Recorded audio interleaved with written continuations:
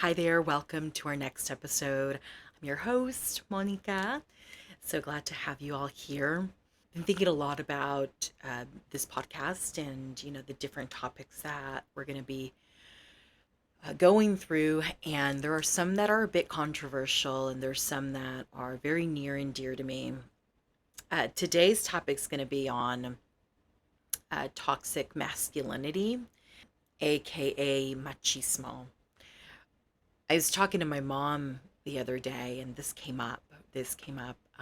Where she was talking about dad and needing him to potentially open up. He's dad's in his mid 70s, late 70s. He's having a hard time with just a lot of memories from the past. I imagine that many folks go through this, right? I haven't really dug into this or done the research of seniors that, especially men that have like now a decrease in their testosterone, increase in estrogen, now have all of these very nostalgic and lethargic type memories and feelings due to that hormonal difference that's happening later in age for men. So I was telling mom, I think it'd be really great if he had an opportunity to talk and just, like desahogarse, right? Like just like let it out. Well, she was like, "Oh, he's, the machismo won't won't let him." And just thinking a lot about machismo. I've never thought my dad to be a machista necessarily. Growing up, he was like girl power. He was all about empowering us with his words. Like I mentioned in another episode, like his inspirational type speeches. We would hear about it all the time about how we have to rely on ourselves and not men. Him assuming that, of course, we are, a hetero, but that's beyond the point. He was assuming that also that we would potentially fall into all that is machismo and just an oppression of women and your typical mujer boliviana que está en la cocina, and que cuida las guaguas, and it's not that. He didn't want that for us.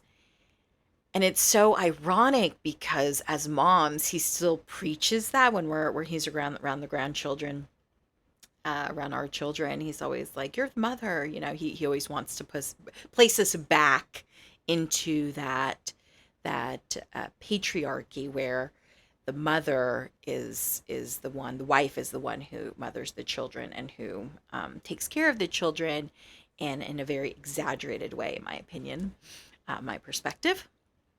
But we grew up not knowing that my dad was machista. Actually, for years, I was so proud saying my dad is not a machista because I saw something different in him. I saw him taking care of us. He played role mom and dad. I mean, he essentially raised us. Mom was working till 6, 7 at night. Dad was with us all day. Dad took night shifts. For years, we never had a nanny because my parents were terrified that they couldn't really trust anyone. We had no one else here to really nanny and support us in that way, where my parents could leave us with someone. They also didn't have the funds. I mean, we came from a very low income family. Dad, probably wasn't making very much, although we did have insurance, and that to us was a luxury. Thankfully, mom, she was a babysitter. She cleaned houses on the weekends, and so they were really busy. And dad even took on a second job. I remember at the Army Navy Country Club in Arlington. He met a lot of really cool people there, by the way. It was a really great experience for him. But he did catering in the evening, so he had like double shifts sometimes. He took care of us during the day. He was the one that was with us during the day. He was our mom and dad. He attended all of our stuff. He took us to school. He picked us up from school. He made the meals. Or I remember we had I forget the word, it escapes me right now, but basically it's you have someone else in a different home or someone who does meals, essentially have your meals for 5 days. She would cook our lunches and we would go pick up homemade meals, essentially from a Bolivian woman. So it was all Bolivian food, which was delicious. It's the best food ever. We picked up food, and so Dad would have the food ready for us. Sometimes he would cook. Dad was not shy about cooking. Dad cooked all the time. It was just he was really tired and he wanted something already ready. So when we came home, we had a meal, and we essentially just like did our own thing. He slept. We were home. He was in his bedroom sleeping. He just told us to hush down. And we were mature enough. I mean, we were old and older already. We were past probably second and third grade when we were kind of left with our homework and our play and our TV. And till mom got home around 6 or 7 o'clock. And we spent maybe an hour with her. We'd watch a telenovela. I remember like Luz Clarita and Carusel de Niños, and I don't know what else we watched. I didn't understand most of it. It was really all body language. Anywho, it was the only time we really had to spend with mom, and then mom would put us to bed by 8 o'clock. We would shower and go to bed.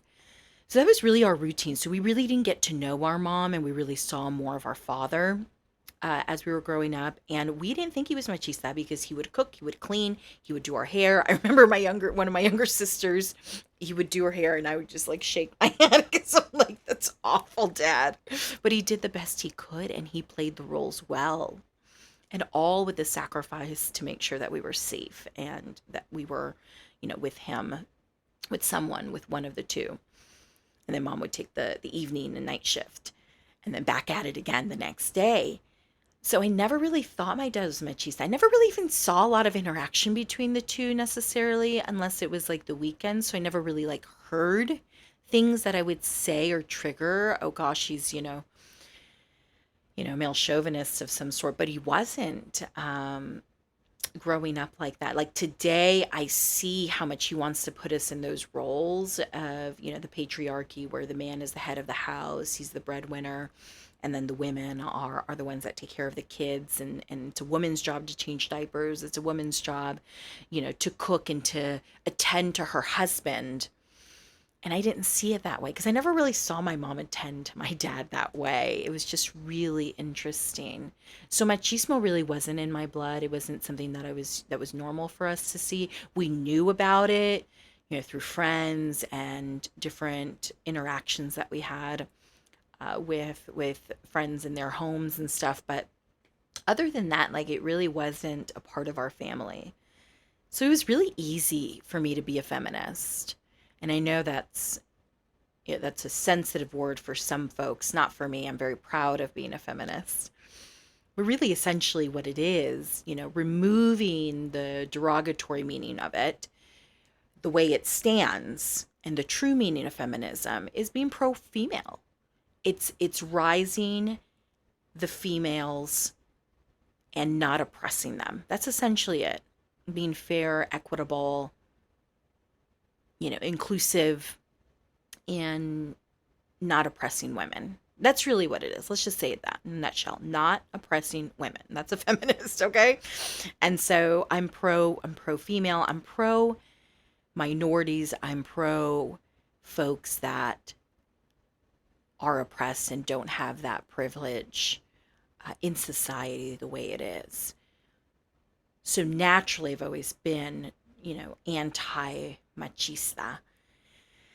And it hurts to see when it's still happening. I mean, I was a part of the Bolivian community for so many years. Still am here and there, but not necessarily, not like I used to be. I was very much embedded in the Bolivian American community here in the area. I mean, we are the largest Bolivian community here in the DC metro area, where we call it, little mini Cochabamba. And so I got to see the roles. I even married machistas. I openly talk about my marriage, my past marriages. I actually was married 3 times, if I haven't mentioned it in a podcast yet. Many folks know that. My first one was an oop-de-doop. That one didn't last for very long. I was really very, very young. I was 19 when I married, and I was already separating by the time I was almost 21.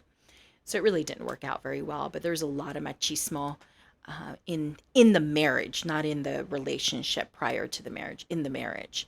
And then I married a Bolivian guy who was raised in La Paz, and of course he had all of that embedded already in his upbringing, male pro, male on a pedestal, you know, this isn't a woman's thing, this is a woman's thing, right? He would just like bucket me in certain places, and I was expected in both of those marriages, I was expected to be esa mujer boliviana, la que sirve, la que le atiende a su marido, right? That Bolivian woman that serves her husband. That's who I was supposed to be, and I really tried hard because I was in love, and I wanted to make him proud, and I wanted to feel accepted. It was a yearning to meet that requirement. Although in retrospect, he wasn't meeting my requirements. That's another story. It was very hard for me overall to understand full machismo until I was in it, until I was in an oppressed environment where the female was bucketed into certain slots. Even when I had my first child, I always say this jokingly, but it's not joking. I'm not joking. I was a single mom before I was a single mom. So I was a single mom for many years. But I'm like, no, but I was a single mom. I was a single mom when I was married. And I say it like that because that's what it is. I mean, when you're in a relationship where machismo is predominantly showing in that relationship and in that household, where that man is trying to hold that patriarchy, and the female is second, and the female has to attend everybody in the family and put herself last. That's so toxic. That to me is so toxic. But I didn't understand it until I was in it. And even when I was in it, I didn't know I was in it until I got out of it. And I said, you know, as I was getting myself out of it, I was like, this isn't for me. Like, this to me is really toxic. And this to me is, I'm very unhappy. This isn't me. And mind you, I was raised by a man who would talk about pro female, like pro daughters, education, put yourselves first, don't depend on anyone, always have your own money, do your own thing, you can achieve. Like, these are the things that dad was saying to us growing up. Very privileged to hear that from my father. And I would say that thanks to the things that he would say to me, I have like a level of confidence that maybe is a little exaggerated because I'm like, my dad said I could. Porque me dijo mi papá. You know, it's like that. Porque me dijo mi papá. I'm awesome. Porque me dijo mi papá. You know?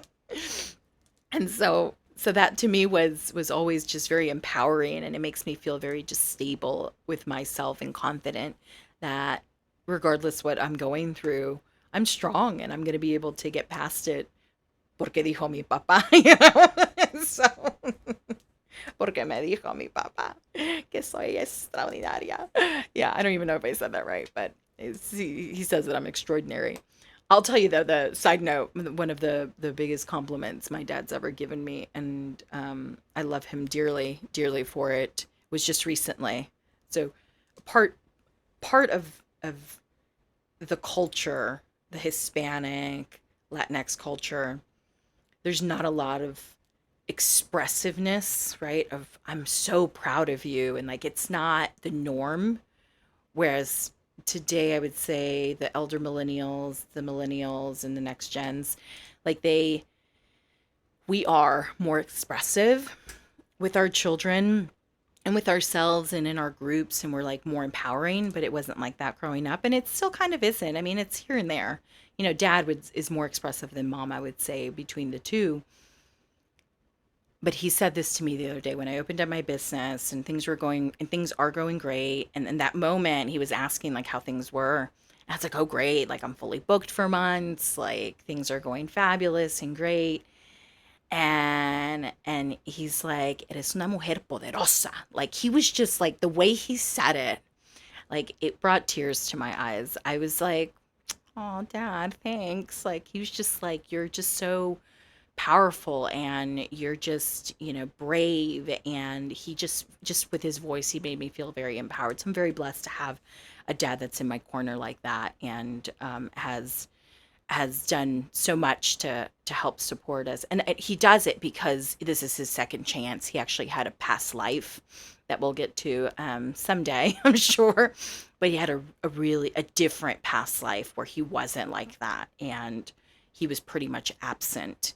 And I feel like with this life, and I'm talking about like his real life, like he had a whole different life before my mom, and they're like 14 years in an age gap.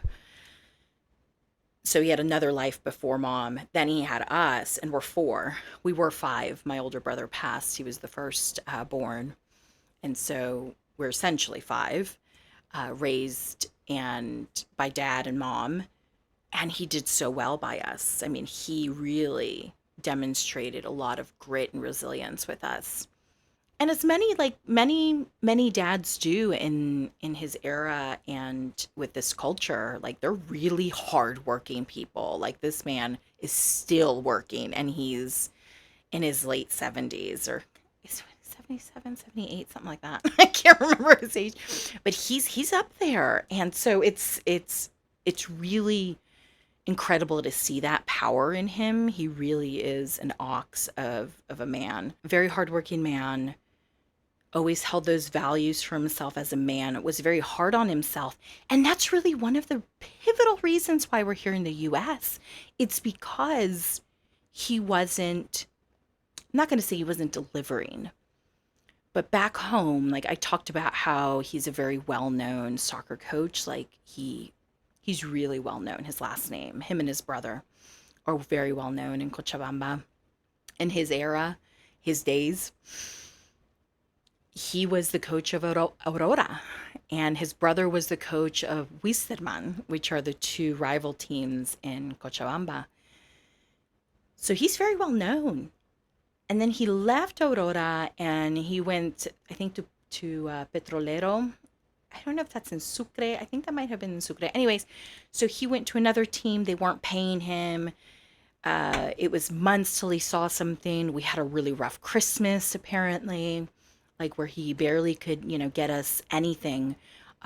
He just wanted to get us some baby dolls, my sister and I. So my older sister and I, we were 3 and 4 when we came to the U.S. And because of that hardship that my parents had, that my dad was having with trying to find a more stable soccer job, unfortunately, it wasn't going well. They made the decision to look elsewhere, and they applied for visas in the US and they applied for visas in Australia. And we got the visa of the US. Or I take that back. We did not apply for the visa in Australia. That was next. If we got denied the visa for the US, then mom and dad were going to apply for Australia. So it went well. Dad came out here in on a visa, on a visitor's visa. Came over. He worked for 4 or 5, 6 months.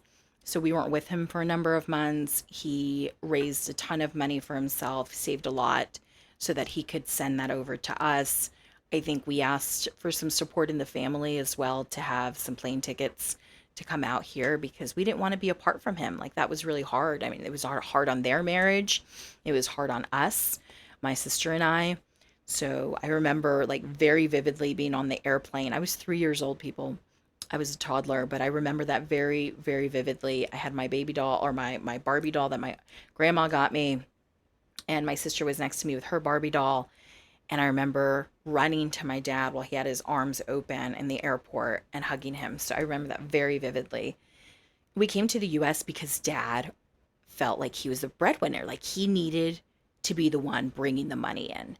And although mom had a stable job, she had stable insurance, she was doing well, she was a secretary at a law school, she was doing good. Like she felt great, and she was going to an American Academy for English speaking, and so she was getting herself ready too. I guess to some extent, because dad maybe had always the dream to come to the U.S. I don't know, but she was already learning, English, reading, writing, and speaking English. And they ended up coming because dad just needed to feel, obviously, and she wanted him to feel that. And there's nothing wrong with that. I mean, she was doing well by allowing, maybe not allowing, but opening space for dad to fulfill that role of a Latino, of a Boliviano that brings and supports their family and holds their family together economically, financially, right? That's his role. He still strongly feels that. He's like, I'm going to work till I die. Like, I'm going to work and I'm going to work and I'm going to work. And like, that man has not retired until today. He's still not fully retired because he wants to continue, being that breadwinner for the family, even though it's just him, mom, and my younger sister. He still wants to feel that. And not saying that there's anything wrong with that. I'm just saying that times have changed. And my husband and I don't see it that way. My husband and I, we both support one another. And if I'm making more than he is, just talking financials, right? Which at a point for many years, I was making maybe 10 to 15% more than he was and bringing home some really good bonuses. And then the roles switched years later where he was making more than I was and bringing home the bacon and the bonuses. And then it switched again, and then all of a sudden I got, another opportunity and was making a little bit more or almost equal to. And him and I never felt like, oh, I need to go get a new job because I'm not making as much as you are. Like, it didn't matter because he cheered for me when I was making more, and he cheered for me when I wasn't making more, and I cheered for him when he was making more, and I cheered for him still when he wasn't making more, because that wasn't what defined the success in our marriage. It's not the success in a male like him or in a success as a woman, as a mother. No, we don't define that. And even as parents, it doesn't exist in our home. The machismo doesn't exist at all. Mind you, he's white man, right? So he wasn't necessarily raised with machismo. Although he was raised with the patriarchy of, male, female, there's still that. Machismo is really like more like oppress, like it's like toxic masculinity. And at its worst, it's, oppressing women and, protecting the vulnerable and seeing us as weak and controlling women, that we have a place. Like that's toxic masculinity and machismo, synonymous to one another.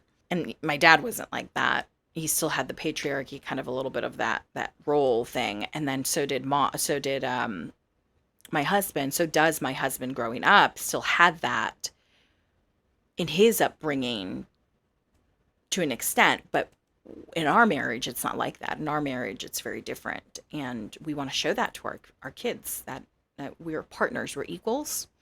We're equals in a sense that we have the same goal. And the same goal is to help and support our family and to help and support one another as partners in crime.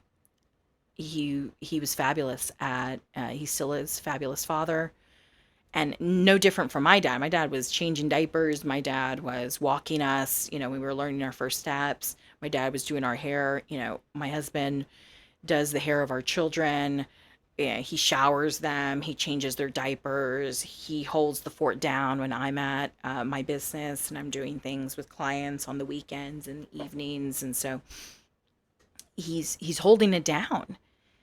And dad always held it down. So to me, that was just like, yeah, it's kind of the same, it's not any different. But it was definitely a shock when I went into the previous marriage and that wasn't happening. When I was told, you've chosen to have this kid, so this is your kid, which was very heartbreaking to hear.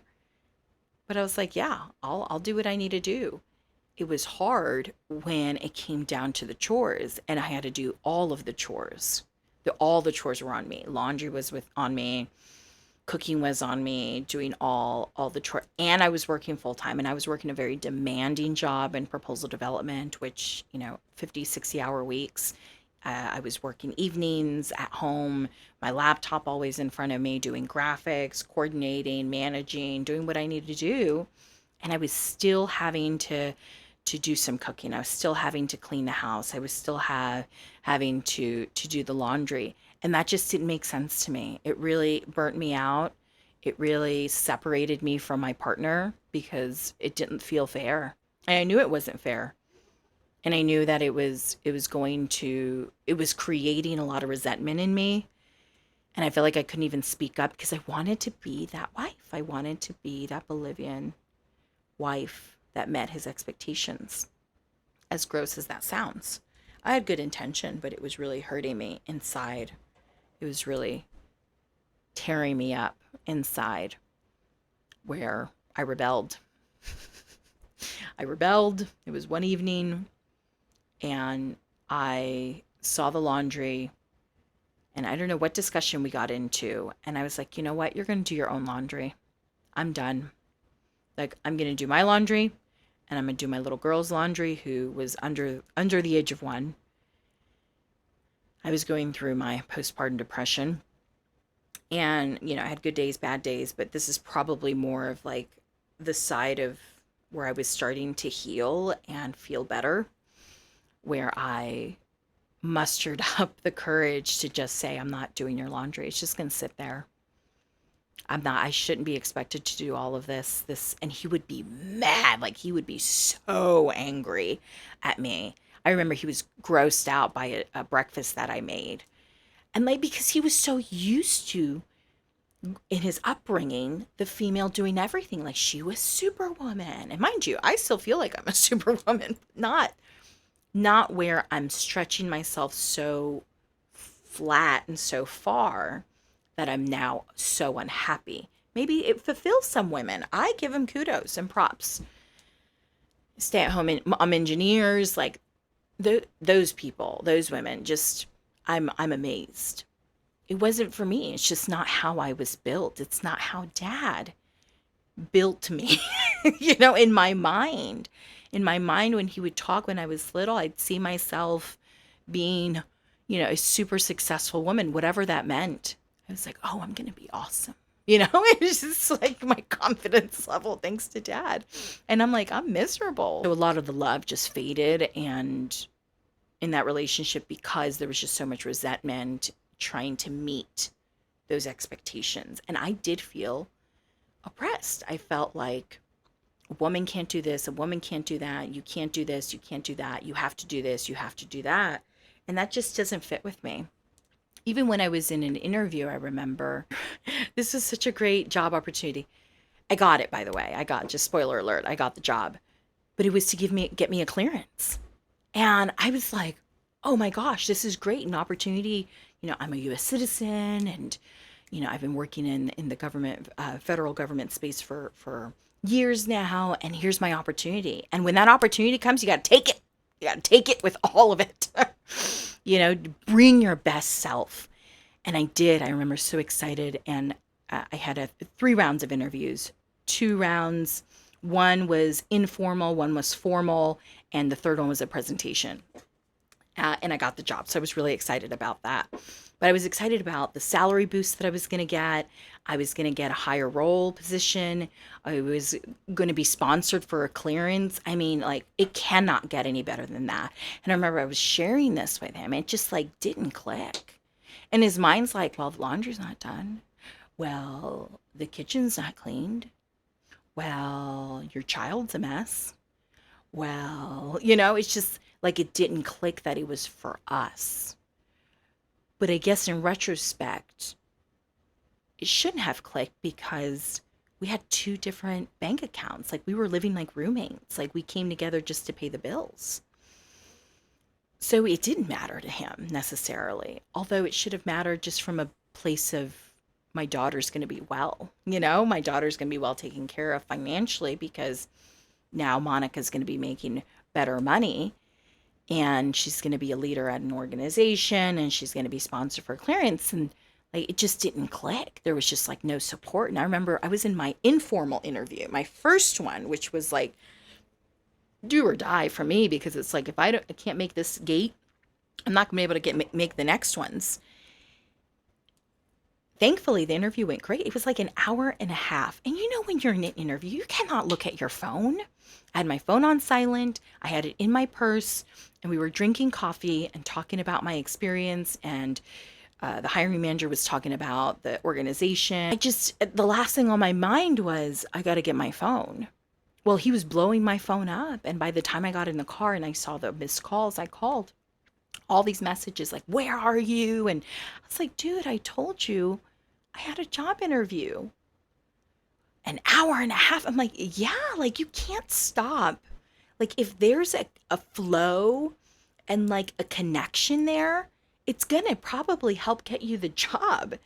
And there was. I mean, we had a lot to talk about as far as our profession and the different organizations we've been at. There was so much connection because it's a very incestuous world, the federal contracting world. So there was a lot of connections that we had in common, and we had a chance to talk through that. And that was just fun. I mean, it's great to reconnect with people, even if you've never met them, but you're like connecting through their connections. It's so odd. Anywho, that was a side note. I I couldn't believe I was distraught the whole way home because I was excited how well it went, and I was invited back to the office for a more formal interview, and I was going to have actually back-to-back interviews. There were half an hour interviews with 4 or 5 different people. So I mean, they were really vetting the crap out of me for this role, and I was proud of it. I was like, I'm going to do it. I mean, today I probably wouldn't do it that way anymore, but back in the day, like, absolutely, I'm trying to break through into the Intel community and leading Intel bids. Like, hell yeah, like, get me a clearance. I'm all for it. Let me know what I need to do and I'm gonna do it, kind of thing. And you've got that hunger as a younger professional. But no, he pooped all over it. This guy pooped all over it when I got home. I was so distraught. I had no one to share my love for it. He was worried that I was going to work weekends on site, and I did, because I mean, when you have a clearance, you're in the restricted area. Like, you can't have your cell phone. There's no connection. I mean, there's a phone there that you can call me on, but that's really it. And so he was worried about that, and like totally not focusing on how amazing this opportunity was. So a lot of just oppressing. I felt like didn't want my career to progress. I don't know. I'm not going to make assumptions on how it made them feel, him feel. Not my problem. I just know my story and how it goes for me and how I felt. So I was like, it's not working out for me. That, and then the zero support in the postpartum depression, zero support on mental health, zero support with the child. Like, it was just, back to back to back things that I was just like, I can't live in this machista world here that I'm living in, and it's just not for me. Mustered the courage to move on with my life, and I did. My child was under the age of 2. We moved out. It was probably the best day of my life. I remember the movers felt really bad because they're machistas. And they're like, oh, but the woman cannot live alone. The woman can't be a single mom. You're going to be looked at a certain way. Like, these were Latino movers. Side note. And the Christian at that. I don't know exactly what denomination, but they were very, very Christian. And they felt bad. And they're like, you can't do this. I mean, they were really overstepping. And I was trying to be kind. I know that they were coming from a place of love and a place of just compassion for me and my family and my daughter. They felt scared for me. They're not used to seeing women say, I'm going to take life, into my own hands, as I should have a long time ago, and move on and move forward in a better environment. And I thought that that was very brave of me, patting myself on the back, because we have to celebrate our own little things, right? No one's going to do it for us. We got to do it ourselves. And I was celebrating that day for me. And these guys were pooping all over it too, because they couldn't fathom that a woman was going to be single and out in this crazy, sick world. And I was like, bring it. The audacity. When they dropped everything off, I remember at the apartment, because I got a small apartment. They dropped everything off. The guy, the leader, or the owner of the moving company, extended his hand. He held me, and he said, I hope that you call me the next day regretting this choice. And I hope you call me and give me the news to come help you move all your stuff back to your home. And I said, this is my home. This is my home now. Thank you. Appreciate you. Bye. Adios. Literally. So, my little girl, she was happy as can be. I'll tell you, when you're in a situation where the environment is not for you, when you're in a situation where you have children and they see that and you're not your best self. I mean, she was almost going to be 2, I believe. I think it was in October. It was right before her second birthday, I believe, or right after her second birthday. I can't remember specifically the date, but I remember she was like right in that cusp. So she was walking. She still had a diaper on. I hadn't potty trained her yet. I know that. And she walked into the apartment and she just ran around with such happiness. And so when you're in a really oppressed environment, you feel like your children feel that energy and you're not at your best. You don't feel your best. You don't look your best. The energy of the home isn't its best. And your children don't thrive in that environment because you're not thriving in that environment. When we left that environment, we were in that apartment, just her and I. It was our brand new clean slate for us. It was beautiful to feel her energy. She ran around like she was the most excited little child ever. And I could just feel her, like the weight lifting off of her and the weight lifting off of me. And that was the biggest validation, just energetically, that I received that machismo is most definitely not for me. Maybe it works for some people. I am no one to judge. But for me, it did not work. I don't want to be a part of it. I don't want my children around it. I don't want to hear about it in my circles, right? Where I'm hearing, men talk in that way. I even have a hard time with my dad sometimes talks about certain things a certain way. Like he was saying the other day how my son should have all sorts of women when he grows up. I'm like, one, you're assuming he's hetero. Let's not make that assumption. Second, and by the way, I'd love my son no matter what. And that's his prerogative, right? And second, saying that he can, but my girls can't, is already starting off in the wrong foot. And boy, did my sisters and I lay it on him. Right? Where we want to see that fairness, that equality between everyone in the family, no matter how you identify, no matter what gender you are. Bottom line, feminism is we want equality for all. We want all to have that privilege of having that equality, that inclusion, that equity for all. And that's how I'm raising my children. It's upon me to ensure that my children aren't forced into a subservient type role in society. I don't want them to be in that. I know that. And that's what I'm trying to raise my children to feel, to see, and to understand. So they're not the oppressors and they're not being oppressed. And if they are being oppressed, they need to speak up and they need to self-reflect and find help and support.